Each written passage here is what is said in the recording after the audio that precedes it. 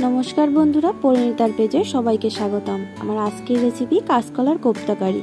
एटा सम्पूर्ण निरामिष रान्ना।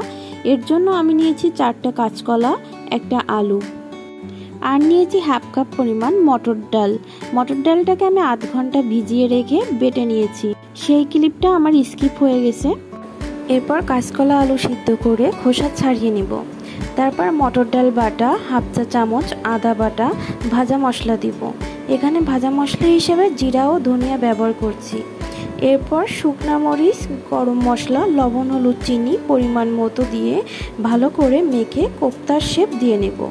नारकेल कोड़ाटा अपशनाल, आमार भालो लागे नाई ताई देयनि। एरपर कड़ाइये परिमाण मतो सर्षेर तेल दिए कोफ्तागुलो हालका आँचे समय निये भालो करे भेजे नेब। এই যে ভাজা হয়ে গেছে। এরপর কয়েক টুকরা আলু ভেজে নেব। ওই তেলে গোটা জিরা, তেজপাতা, শুকনা মরিচ ফোড়ন দিয়ে কাঁচা মরিচ, আদা, জিরা বাটা, লবণ, হলুদ, সামান্য চিনি দিয়ে কষিয়ে নেব। চিনি দিলে তরকারির রং ভালো আসে।